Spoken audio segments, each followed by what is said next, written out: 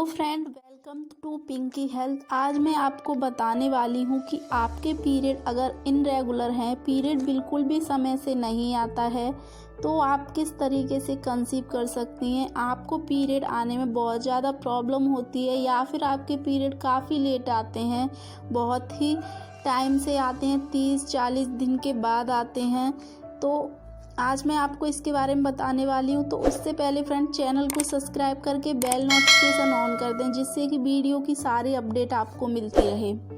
तो friend, irregular period में conceive करने के लिए हमको दो तरीके से जानना पड़ता है कि पीरियड इनरेगुलर है। वो दो तरीके से हो सकते हैं। कैसे?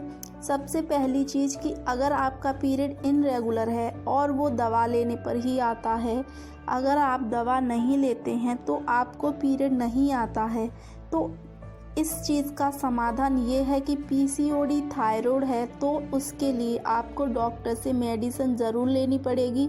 और जैसे ही आप मेडिसिन लेंगे, डाइट और लाइफस्टाइल को भी आपको ठीक रखना होगा। जल्दी रिजल्ट चाहते हैं तो लाइफ और डाइट को भी ठीक करें। जब तक हार्मोन इनबैलेंस नहीं होंगे, तब तक मेडिकल का भी असर जल्दी नहीं होगा। साथ ही पीरियड इनरेगुलर करने के लिए, पीरियड अगर इनरेगुलर हैं तो उनको रेगुलर करने के लिए एक सिरप आता है एम्टूटोन, जो कि चरक कंपनी का होता है और इसके बहुत अच्छे रिजल्ट होते हैं।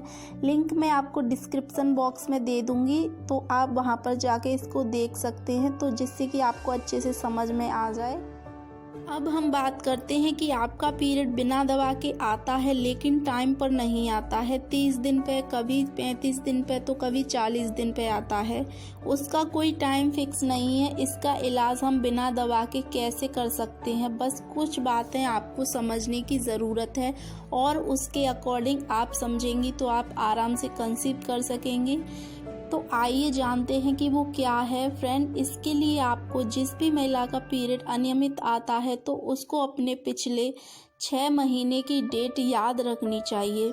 अब ये डेट्स याद रखने से क्या होगा, अब ये चीज़ आपको समझनी है। कैसे? एक तो आपको अपनी छोटी साइकिल जाननी है कि सबसे छोटा महीना कौन सा था और दूसरा सबसे बड़ा पीरियड साइकिल महीना कौन सा था। मान लीजिए सबसे छोटा आपको 25 दिन पे पीरियड आया है और सबसे लंबा महीना वो है 45 डेज पे आया है, तो ये आपको पता चल जाता है सबसे छोटे पीरियड की अवधि और सबसे बड़े पीरियड की अवधि। तो इससे आप अपना फर्टिलिटीज़ का डेज है वो निकाल सकते हैं, थोड़ा प्रोडक्ट कर सकते हैं कि आपको ओव्यूलेशन कब होगा और आपको इंटरकोर्स कब करना चाहिए। अब क्या करना है आपको, सपोज आपकी छोटी साइकिल जो थी वो 25 दिन की थी, तो आपको 25 में से 14 माइनस करना है। 25 में से 14 माइनस करने के बाद फिर आपको डेज आता है। इसके साथ जो आपकी सबसे लंबी साइकिल थी 45 डेज की, तो 45 में से 14 माइनस करना है। तो जो भी डेज आते हैं, सपोज टू 11 से 31 दिन आया आपको, तो आपका फर्टिलाइज डेज जो होता है उस डेज को प्रोटेक्ट कर सकते हैं। 11 से 31 दिन के बीच आप कांटेक्ट रख सकते हैं। उस दौरान इंटरकोर्स करने से आप कंसीव कर पाएंगे।